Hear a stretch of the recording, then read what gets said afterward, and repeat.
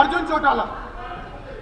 माननीय अध्यक्ष महोदय, मैं इस महान सदन का ध्यान एक अति लोकहित के विषय की ओर दिलाना चाहता हूं कब देंगे वो कि गरीब परिवारों के बच्चों को मुफ्त नहीं, शिक्षा अभी के लिए आप ऐसे बातें नहीं शुरू कर की सकते। गई चिराग ऐसे योजना। बातें नहीं कर सकते, अभी सीए चल रहा है।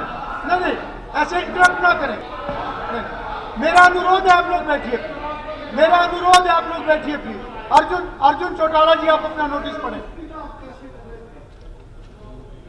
नहीं ठीक है, उदा साहब नहीं, अभी कॉलिंग अटेंशन मैंने एक्सेप्ट किया, अगला भी मैंने किया हुआ है, मैं उस पर चर्चा कर, मैं उसमें कराना चाहता हूं, ऐसे बीच में नहीं।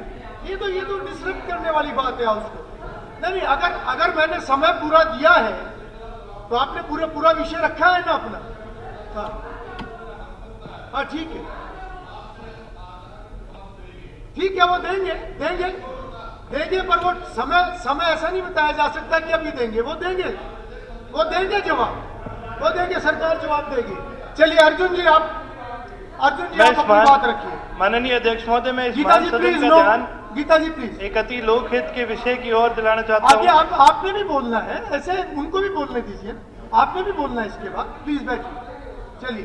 कि गरीब परिवारों के बच्चों को मुफ्त शिक्षा के लिए शुरू की गई चिराग योजना, यानी मुख्यमंत्री हरियाणा समान शिक्षा राहत सहायता एवं अनुदान के तहत शिक्षा निदेशालय की ओर से सभी जिला शिक्षा व मौलिक शिक्षा अधिकारियों को हिदायत जारी की गई कि 1,80,000 रुपये सालाना की आय वाले गरीब परिवारों के बच्चों को इस योजना का लाभ मिलेगा।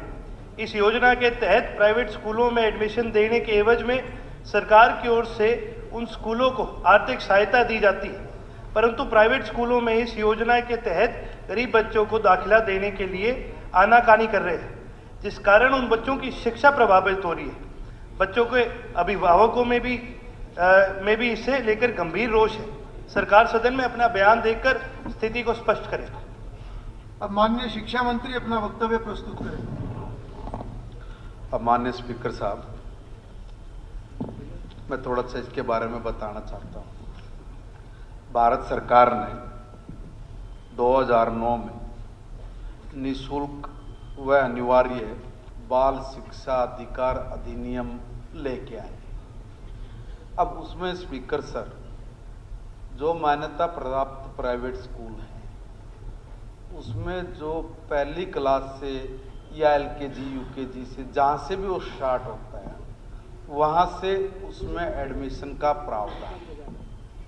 तब तत्कालीन माननीय मुख्यमंत्री जी ने ये सोचा कि भाई जो बच्चे दूसरी क्लास से वो इस अधिकार से वंचित क्यों रहे, तो इसलिए वो वंचित ना रहे, तो एक ये योजना चिराग योजना लेके आए। और उस योजना में साफ कहा कि जो भी इच्छुक हैं मान्यता प्राप्त स्कूल, वो इसमें अपनी सीट पोर्टल पे, चिराग पोर्टल पे दर्शा दें, और जो उस एरिया के 1 किलोमीटर 2 किलोमीटर का जो रेंज है उस परिधि के जो बच्चे हैं जो उसमें एडमिशन लेना चाहते हैं वो उसमें एडमिशन ले लें। अब सर इसमें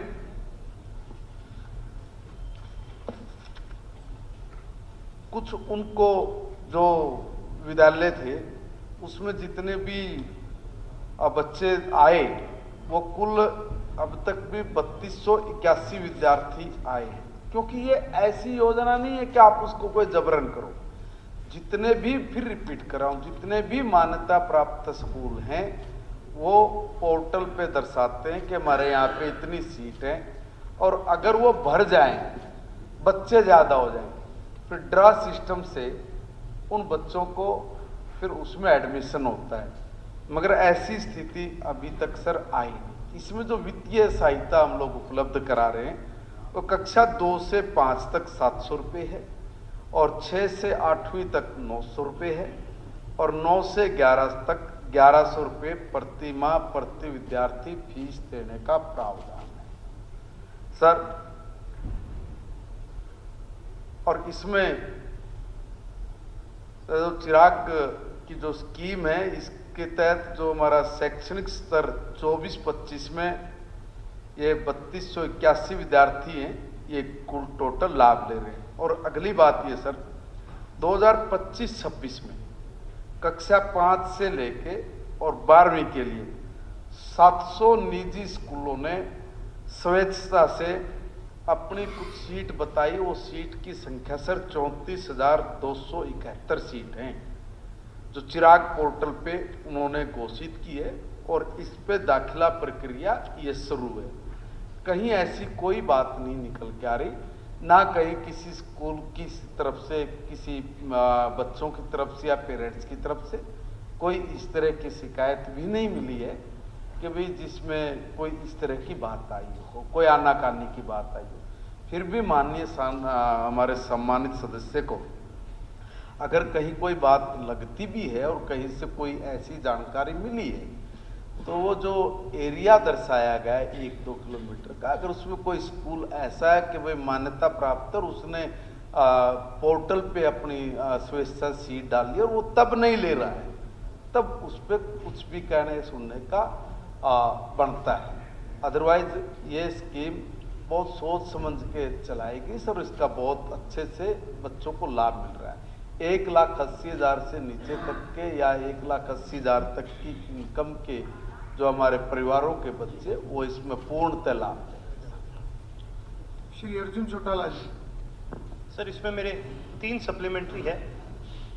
सबसे पहले तो कितने ऐसे प्राइवेट स्कूल्स हैं जिन्होंने इस स्कीम के तहत मान्यता प्राप्त नहीं करी, और मान्यता प्राप्त नहीं करी जो उनके इसके अंदर भी रिप्लाई के अंदर भी जी एक बार उनके नाम जो है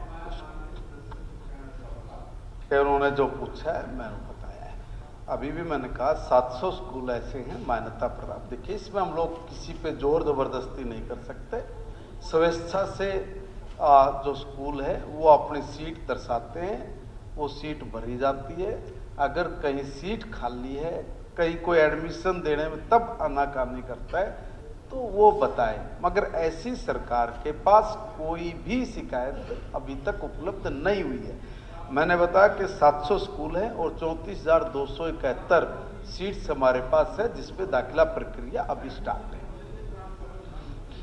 जी सर, ये नहीं था मेरा सवाल। मेरा सवाल ये था कि जिन स्कूलों ने मान्यता प्राप्त नहीं करी, जो नहीं दे रहे हैं एडमिशन इस रिगार्ड में, उनकी एक लिस्ट जारी करी जाए, और साथ ही साथ जहाँ पर एडमिशन्स के लिए इसके अंदर एक बार माननीय मंत्री एक जा- बार वो अपना नहीं, मैं सवाल विषय है, रखें, फिर आप इकट्ठा जवाब दे दें। साथ ही साथ जो स्कूल्स ये दे रहे हैं वो ट्रांसपोर्ट के लिए कोई सहायता नहीं करते। तो यदि कोई ट्रांसपोर्ट के अंदर कोई सहायता का प्रावधान है, क्योंकि बच्चा जी प्राइवेट स्कूल में अगर जा भी रहा है तो उसको आने जाने का तो खर्चा उसको खुद बेयर करना पड़ रहा है, फीस माफ होगी एक अलग चीज़ है, पर उसके अलावा किताबें, स्टेशनरी, ट्रांसपोर्ट, ये बहुत सारी चीज़ें आती है जो वो बच्चा अफोर्ड ही नहीं कर सकता। और इस कारण से जब बच्चा ट्रांसपोर्ट, स्टेशनरी और ये सारी चीज़ें अफोर्ड नहीं कर सकता, तो फिर वो स्कूल में जाना भी अफोर्ड नहीं कर सकता, चाहे उसकी फीस माफ क्यों ना हो जाए। एक सवाल तो मेरा ये है कि जो जो स्कूल नहीं ले रहे इसमें एडमिशन, उनके बारे में उनकी एक लिस्ट जारी की जाए। साथ ही साथ मास्टर प्लान के तहत जिन जिन इलाकों में स्कूल बनाने चाहिए थे, जो जगह निर्धारित करी गई थी जहाँ सरकारी स्कूल बनने चाहिए थे, उनमें से कितनी ऐसी जगह हैं जो मास्टर प्लान बनने के बाद किसी प्राइवेट आदमी को बाद में, चाहे वो ऑक्शन के माध्यम से बेची गई हो, कितनी ऐसी जगह है मास्टर प्लान की स्कूल की जगह है जो प्राइवेट इन्वेस्टर्स को, प्राइवेट लोगों को ऑक्शन के जरिए बाद में बेची गई। तीसरी चीज इसके अंदर जी मेरा एक ये सवाल रहेगा कि इसके ऊपर सरकार एक श्वेत पत्र भी जारी करने का काम करे। यदि सरकार की मंशा नहीं है श्वेत पत्र जारी करने की, तो वो अपनी मंशा यहाँ बताने का काम करे। बहुत बहुत धन्यवाद जी। माननीय सदस्य ने जो ध्यान आकर्षण बिल पे कहा है, मैंने उसका जवाब दिया है। दूसरी बात इन्होंने कही कि जो स्कूल इसमें नहीं आ रहे मान्यता प्राप्त, उस पर हमने कहा ना कि ये एक स्वैच्छिक है। भारत सरकार ने 2009 में जो एक निःशुल्क, मैंने बताया, एक स्कीम जो आई थी, राइट RTE, उसमें के तहत सबके लिए, ये तो माननीय मुख्यमंत्री जी ने ये तत्कालीन ये सोच के स्कीम चलाई थी कि भी जो बच्चे दूसरी क्लास के हैं, जिनको इच्छा है, योग्य है, वो पढ़ना चाहते हैं, उनके लिए एक स्कीम बनाई थी। उसके लिए स्पष्ट तौर पे कहा है कि भाई जो भी कोई विद्यालय मान्यता प्राप्त इस स्कीम में आना चाहता है, वो पोर्टल के ऊपर अपनी सीट दिखा दे। वो दिखा रहे हैं। जो नहीं आना चाह रहे कोई इसके ऊपर प्रेशर नहीं, कोई दबाव नहीं है। दूसरी बात ये, जैसा मेरे सम्मानित साथी ने कहा है कि भाई खर्च पड़ेगा, ट्रांसपोर्टेशन है, दूसरी सब चीजें। सर इस स्कीम में किलोमीटर तय किया, 1 किलोमीटर तक के दायरे का है, इसलिए कोई दूर से 5 किलोमीटर 7 किलोमीटर से कोई बच्चा इस स्कीम के तहत पढ़ेगा, ऐसी व्यवस्था इसमें नहीं है। तीसरा, हमारे स्कूलों का जो स्तर है उसमें हमने जो स्कूल बनाए हैं, मॉडल संस्कृति स्कूल हैं, पीएम श्री स्कूल है, तो इस तरह से जो हमने स्कूल्स बना के जो एजुकेशन का जो स्तर, उसकी गुणवत्ता को जो बढ़ाया जा रहा है सर, वो काबिल तारीफ है। और एक सम्मानित सदस्य ने कहा कि श्वेत पत्र, किस चीज का श्वेत पत्र जारी करना है? ये हर चीज के ऊपर कोई जरूरी नहीं होता है कि श्वेत, कोई कारण, कोई लॉजिक, कोई इस तरह की बात हो तो कोई बात बने। ये तो एक स्वैच्छिक एक ऐसी स्कीम है जिसका ज्यादा लोगों को लाभ मिल सके। अगर उसमें कहीं कोई दिक्कत, कोई अड़चन आती तो सम्मानित सदस्य से मैं निवेदन करूंगा कि उस पर सरकार को कोई सुझाव देना चाहे तो वो भी दे, ताकि हम लोग उसको ऐड करें। अच्छा है सुझाव तो कहीं से भी मिलेंगे तो वो हमारे लिए भी बड़े हितकारी होंगे। केवल एक सप्लीमेंट बस इस पे जी यही है, जहाँ श्वेत पत्र की बात कही करी गई उस पे जी मैंने ये नहीं कहता कि भाई कोई कंप्लेंट आई है वो चीज़ है। मैंने ये सवाल करा इसके ऊपर कि पहली बात तो मास्टर प्लान के अंदर जो जमीनें निर्धारित करी गई थी स्कूल्स बनाने जो आपने नोटिस दिया है हाँ जी, सीए का, क्या ये उसके अंदर है? ये विषय अलग है। नहीं आपने एक योजना की इम्प्लीमेंटेशन के ऊपर आपने नोटिस दिया है। ये जो विषय आप बोल रहे हो ये बिल्कुल अलग है, क्योंकि सर आप उसी विषय पे कोई उसी कोई विषय पे, सप्लीमेंट्री है तो उस पे पूछिए। क्योंकि सर उसी के आप पूरे डिपार्टमेंट और पूरे सिस्टम पे सवाल नहीं कर सकते सर इसके। उसी के मैं माननीय सदस्य से आपके माध्यम से कहना चाहता हूं सर, ये इस ध्यानाकर्षण से थोड़ा सा अलग हटके है। मैं अपने भाई से निवेदन करूंगा कि इस पे अगर इनका कोई सुझाव है या कोई इस मामले में इनके पास कोई शिकायत है, दोनों में आप व्यक्तिगत भी मिलके या लिखित में मिलके भी हम लोगों को अवगत कराएं। सुझाव है उनको भी हम लोग एक्सेप्ट करेंगे, अगर कोई शिकायत इसमें है उसका भी निराकरण करेंगे। ठीक, सुझाव यही है कि इसके अंदर आप कम से कम ये इम्प्लीमेंट करें कि भाई इसके अंदर यूनिफॉर्म जो है उसका जो खर्चा है वो भी इसके अंदर है। क्योंकि सर मैंने यही बात पहले कही थी कि फीस तो चलो 1100 है, जो बच्चा 1100 नहीं अफोर्ड कर सकता जिसका परिवार, वो 3-3, 4-4 हज़ार की फीस और वो स्टेशनरी कैसे खरीद लेगा? ये जो प्राइवेट स्कूल होते हैं इनकी सर किताबें पता है कितनी महंगी है। ये तो मेरे ख्याल से जी सदन के अंदर कितने लोग होंगे जिनके बच्चे प्राइवेट स्कूल में पढ़ते हैं। किताबें जी सीबीएसई की, आईसीएसई की, जो कि आम चीज़ है, ये बहुत महंगी किताबें हैं, और वहीं साथ साथ यूनिफॉर्म्स बहुत महंगी है। तो इसके ऊपर भी कम से कम, और नहीं तो इसके ऊपर एक पॉलिसी लेके आई जाए कि यूनिफॉर्म्स और किताबें बच्चों को प्रोवाइड करी जाए। मंत्री जी आप कुछ कहना चाहेंगे? सर मैं फिर रिपीट कर रहा हूँ, ये स्कीम जिन बच्चों को, योग्य बच्चों को लगता है कि हम लोग सरकारी स्कूल में से निकल के किसी मान्यता प्राप्त प्राइवेट स्कूल में जाना चाहते हैं, उसके लिए सरकार ने एक वैकल्पिक अच्छी सुविधा उपलब्ध कराई है। उसमें स्कूल भी कोई प्रेशराइज नहीं है, जो उस स्कीम में आना चाहता है वो आए, और जो बच्चा वहाँ पे जाना चाहता है वो जाए। उसके लिए फीस सरकार स्कूल को अवेलेबल